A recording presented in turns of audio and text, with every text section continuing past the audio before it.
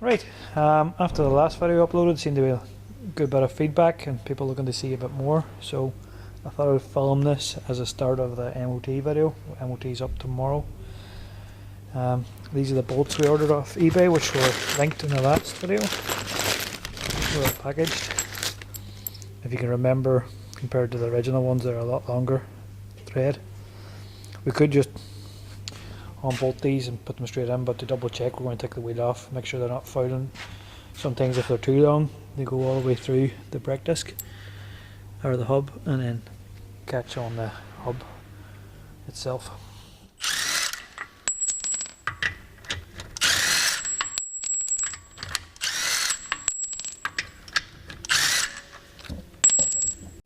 Right, so that's the old wrong wheel bolts out. We'll now check to see the new ones. So you see that the new ones, and they're more like OEM style, they're tapered. So touch wood, we have enough. Perfect. Plenty out the end. Hopefully now they don't foul on the handbrake mechanism inside the disc. So you can probably see better now the groove inside where this collar pit sits on. We could have just screwed these on in before taking the wheel off one or two at a time. We just wanted to double check that they were the right length rather than driving with them loose.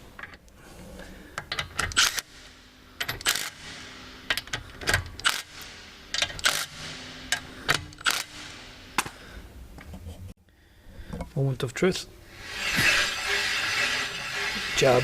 The noise is actually from the pads as the car's been sitting up in the rain for a wee while. So that's the back done. Right, as I said in the earlier video, I'll give you a full tour of it, the car once get it cleaned up. But we'll just make sure there's enough oil in it and make sure it's starting. You'll notice in the older, anybody used to 406s will know to start them. I have a wee keypad here. Not going to show you my code, but once you get the right code it turns green. It also has the oil level, probably a bit of oil to top it up, but I do know that there's a leak on it somewhere. I'll have to look into that. Moment of truth. Oh, take two. Didn't put the code in right.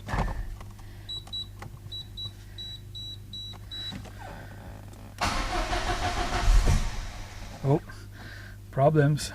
Sod's law when you go to show someone.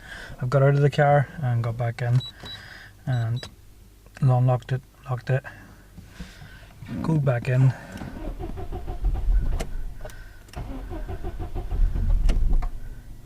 Still nothing.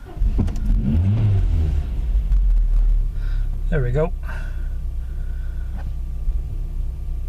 Not too sure what that was, maybe fuel run back. Well, I don't know. I'll just do it again just to make sure it starts coming tomorrow morning.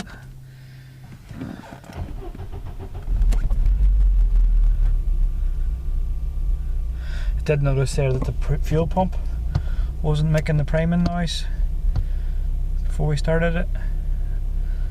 It's now working, so maybe the fuel pump was seized or a bit of an issue. This is under the bonnet. Previous owner has put on a air filter and some blue hoses. I've slowly removed some of these when I was trying to find out an idle problem. And last year I actually had the rocker cover head polished up. If I've been lying, moisture has corroded it. We'll get back to that one, do it again.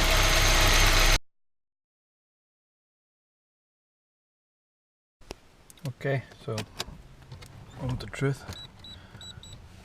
Next day after a good run yesterday. Seems to be starting better now. So, near at the MOT centre. Don't know if I was saying before, the waiting list here, I just noticed that engine management light pops up just while I'm on that subject. If anybody knows where you can get the old type connector, OBD connector,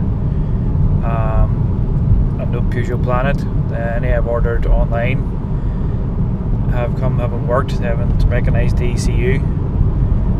And funny enough, I ordered 2 different ones and they both have different pinouts. So if anybody's the old style or knows anybody has a garage with the old style, let me know in the comments. As I was saying there, it's very hard to get MOT in Northern Ireland at the minute. We're up to 2-month waiting list, but luckily enough, last minute I got a cancellation for this morning, and this will allow us to get on and lower the car after the MOT. If it passes, stay tuned and see. Just on a note on the engine management light, it comes and goes intermittently. It doesn't make a difference if you accelerate or don't accelerate, but it does come and go off. A few different sensors have been changed. The last one I have to change is the lambda sensor, but if anybody has any ideas of why it might be doing it, please let me know. So we're just arriving at the MOT centre. They don't like you to film in there, obviously it's a workplace, but hopefully next time you see me we'll have a pass sheet, or at least a list of stuff to fix in the car, which maybe give you more videos. Soon see. So I've just been waiting for my appointment, and a lovely Audi 80 Sport, or somebody else might know better about the Audis, but another classic that just turned up for MOT. Hope they get through too. Out of MOT, and the result, a fail. First thing we got in the car, I noticed sun strip, failed on that, and unfortunately just never going to have a sun strip because the wipers in a 406 go right up to the top, so he says it's impeding in the wiper sweep, which is fair enough. It's a fail, but he did give me an opportunity to take it off if that was the only thing that was going to fail.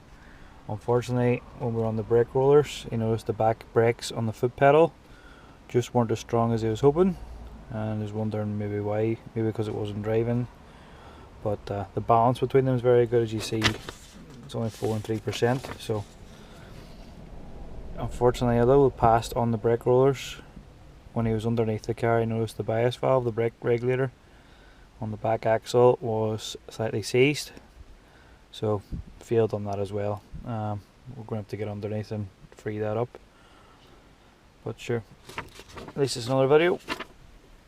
I'll show you how we freed that up. Stay tuned. I might cut this video here if we have the wee bit from earlier, and as I say, if you like the videos, please subscribe to the channel and to keep them coming. I think I left off saying that I end the video with the fail, but because there's only a couple of things on the list, I just had to check and see how bad the brake compensator or brake regulator is, in case I have to order a new one. So I got the car jacked up whenever we look at it. Anytime we go into a car, always need goggles, as anybody will know. Rust and dirt that falls off it. Got these because of a recommendation on another video. Ball safety, really good with the foam, great for using the grinder so they don't steam up. So I'm going to crawl under while we look at it. So I was recording this, I don't know how well you can see this, but this is the brake compensator, brake bias valve. Whenever you have a load in the car or a load on the weight, this arm is meant to move. It's actually not that bad compared to some of the ones I've had under the lingo. Brake pipes are all original, which is very good. Basically this arm is meant to be free moving, but just by the car setting up it hasn't moved, it's sort of seized. So I'm going to get some penetrating oil onto it and move it back and forth and see if we can get it freed up a bit. So I spray some fluid, some penetrating oil onto it, and we'll just gently move the lever back and forth. Very hard to get in and hold the camera at the same time, but I hope you can see there. A wee bit of leverage, it is now moving more freely. We'll just continue to do that until we can move it by hand. But already. You can see it's moving better. Come back when it's free. Right after literally 5 minutes of moving it back and forth, you can see that now it's completely free. Basically that's a lever which acts on the brake bias or brake compensator depending on the load weight. This spring is connected to your torsion bar. As you see there, compared to the start where I needed a bar to move it, I can move that with my wee finger. That's the way it should be. So, sun strip off, and I'm going to try and get a retest booked ASAP. Just before I put the car back in the ground, I just went in with a bit of brake and carb cleaner, cleaned off the penetrating oil, and put on a bit of spray grease just to protect it from rust. And as you see, very loose compared to what we started with. Right, after freeing up the brake bias or regulator, the next thing to do is the sun strip. Funny, after freeing that up, I just went on to see when the next available retest is. The test was this Saturday morning at 8 o'clock. I've fixed the problem and actually got a retest for 2:45, same day. So rush now to get this sun strip off and back up for MOT or retest MOT. The sun strip's on the inside of the car. It actually had zero effect on the wipers, but as I say, it's failed down it, so it has to come off. Just going to heat it with a heat gun. This should make it a bit easier. Take it off.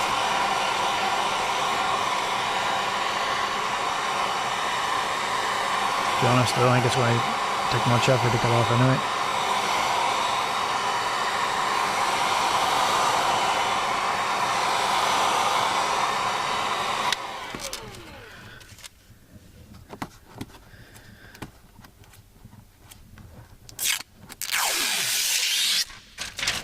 And is that? We'll try this side actually.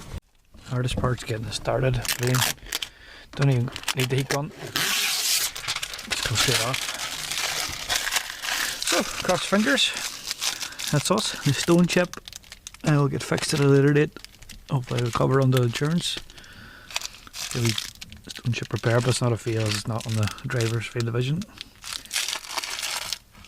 We'll see now at the test centre, round 2, on the same day. So the retest was due at 2:45, arrived a wee bit early. Be the retest on the busy of Saturday, took me on in, and we have a pass. Boom boom, another year, another 1,000 miles. So thanks for watching, and you'll be getting more updates because there's a couple of different things I want to do to it. First of all, probably lowering it and fixing a couple of different things in the meantime. Please like, subscribe and share the video if you want to see more content, and also further vehicles to come in future. You might have seen some on the channel already. Thank you.